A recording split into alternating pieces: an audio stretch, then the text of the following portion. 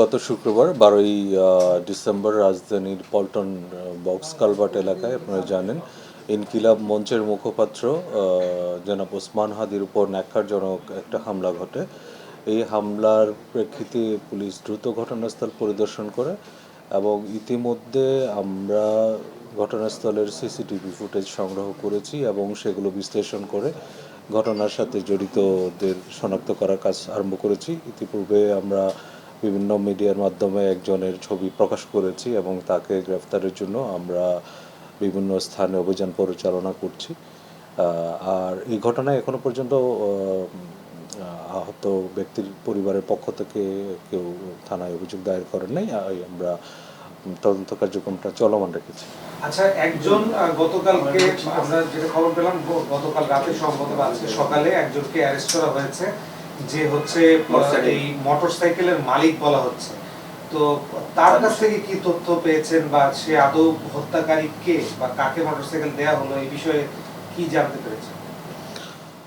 এইখানে ঘটনাস্থলের আশেপাশে CCTV footage বিশ্লেষণ করে মোহাম্মদ আব্দুল হান্নান নামে এক ব্যক্তিকে র্যাব কর্তৃক পল্টন থানায় হস্তান্তর করা হয়েছে এবং একটা মোটরসাইকেলের নাম্বার প্লেট উল্লেখ করা হয়েছে। আমরা এই বিষয়টা তদন্ত করে দেখছি তার কোনো সংশ্লিষ্টতা আছে কিনা। ভাইয়া, বিভিন্ন সময় হাদির উপরে হামলার একটা আগাম সতর্ক বার্তা ছিল এবং সে নিজেও বিভিন্ন সময় অভিযোগ করেছে। এই হামলাটা হয়ে গেল, 44 ঘন্টা পার হয়ে গেল, এখন পর্যন্ত যে শুটার তাকে ধরতে পারলো না। এটা কি আইন শৃঙ্খলা রক্ষাকারী বাহিনীর জন্য ব্যর্থতা না? কি মনে করছে? আর এবং কেন পুরস্কার ঘোষণা করতে হবে? আইন শৃঙ্খলা রক্ষাকারী বাহিনীর দুর্বলতা জায়গাটা কোথায়? পুরস্কার ঘোষণা করাটা এটা দ্রুত যেন তাকে যেহেতু আমরা শনাক্ত করতে পেরেছি, তার ব্যাপারে যদি কোনো তথ্য থাকে সেটা সংগ্রহ করতে মানুষকে উদ্বুদ্ধ করার জন্য।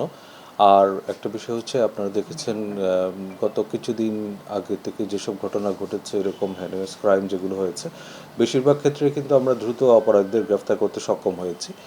আমরা চেষ্টা করছি এবং আশা করি এই ক্ষেত্রেও আমরা সফলকাম হব।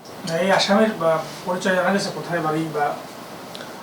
আমরা এটা নিয়ে কাজ করছি এবং কিছু তথ্য আমরা সংগ্রহ করেছি। এই তথ্যগুলো নিয়ে আমরা আমাদের তদন্ত কার্যক্রম পরিচালনা করছি। ভাই, আমরা জেনেছি যে হাদিকে গুলি করা যুবক সীমান্ত পাড়ি দিয়ে চলে গেছে।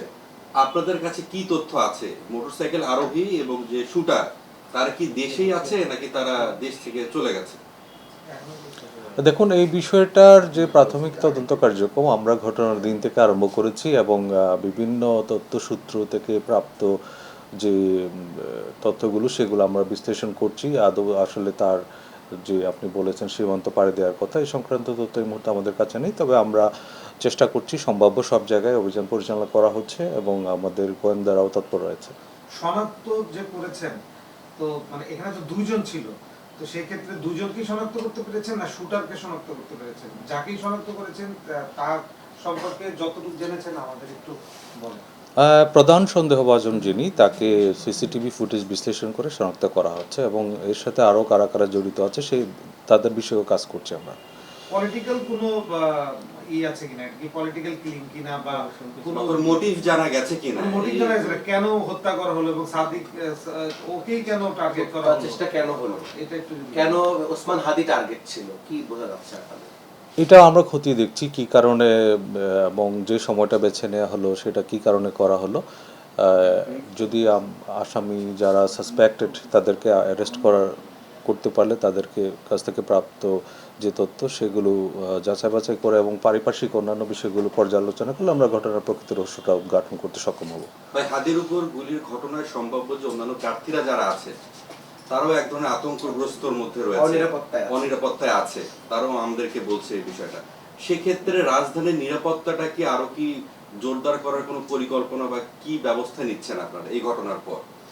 আপনারা জানেন আসন্ন ত্রয়োদশ সাধারণ নির্বাচনকে কেন্দ্র করে ঢাকা মেট্রোপলিটন পুলিশের পক্ষ থেকে বিস্তারিত নিরাপত্তা পরিকল্পনা গ্রহণ করা হয়েছে এবং সেই অনুযায়ী আমরা কাজ করছি।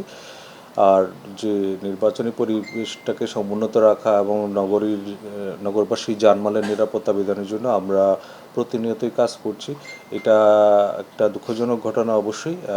এরকম ঘটনা পুনরাবৃত্তি এড়াতে এবং নগরবাসীর যে যানবাহনের নিরাপত্তার জন্য এবং আসন্ন নির্বাচনের পরিবেশটাকে আরও একটু সুন্দর এবং সুষ্ঠু করার জন্য আমাদের প্রচেষ্টা অব্যাহত রয়েছে। মানে রাজধানীর প্রার্থীদের ক্ষেত্রে আপনারা কোনো বিশেষ সিকিউরিটি ব্যবস্থা করবেন কিনা, মানে যারা বিভিন্ন আসনে দাঁড়িয়েছে এমপি পদপ্রার্থী, তাদের ব্যাপারে আপনাদের কি নির্দেশনা থাকবে, বা তাদের পেছনে আপনারা প্রতি প্রার্থীর পেছনে মানে হেভিওয়েট প্রার্থীর পেছনে কোনো রাখবেন কিনা? এটা আমাদের যে নির্বাচনী নিরাপত্তা পরিকল্পনা তার একটা অংশ। অবশ্যই প্রার্থীদের নিরাপত্তার বিষয়টাও আমাদের মাথায় আছে এবং সেগুলোকে বিবেচনা করে আমাদের নিরাপত্তা ছকগুলো সাজানো হয়েছে। আমরা যে কোনো বিচ্ছিন্ন ঘটনা একটাও না হোক সেই প্রত্যাশাই করি এবং আশা করি আসন্ন নির্বাচনের যে সুন্দর এবং সুষ্ঠু পরিবেশ সেটা নির্বাচনের তারিখ ঘনে আসার কাছাকাছি আরও পরিষ্কার এবং আরও বেশি ভালো উন্নতির দিকে যাবে। ভাই, টার্গেট কিলিং এর একটা ব্যাপার শোনা যাচ্ছে এবং হাদিকে সেই টার্গেট কিলিং এর অংশ হিসেবেই তাকে গুলি করা হয়েছে এমন অভিযোগ পাওয়া যাচ্ছে। এর পাশাপাশি অন্য এনাদার ব্যক্তিরও নাম আসতেছে, যেমন হাসনাত, ফুয়াদ ভাই, এছাড়া আরো কিছু লোকজনের নাম আসতেছে যারা 5 আগস্টকে কেন্দ্র করে সক্রিয় ছিলেন। এই বিষয়ে আপনাদের কাছে কি তথ্য আছে এবং এদের নিরাপত্তার জন্য আপনারা আসলে ডিএমপির পক্ষ থেকে কি ব্যবস্থা নিচ্ছেন? আপনি যে কথাটা এখানে বলেছেন যে টার্গেট কিলিং, এরকম সংখ্যা আমরা দেখছি না। তারপর আমরা সম্ভাব্য সব কিছু মাথায় রেখে আমাদের নিরাপত্তা পরিকল্পনা গ্রহণ করেছি এবং আশা করি এই সব ঘটনায় আতঙ্কিত হওয়ার কিছু নেই। আমরা প্রতিনিয়ত কাজ করছি কীভাবে আইনশৃঙ্খলা পরিস্থিতি আরও উন্নতি করা যায়, সেভাবে আমাদের তৎপরতা অব্যাহত আছে।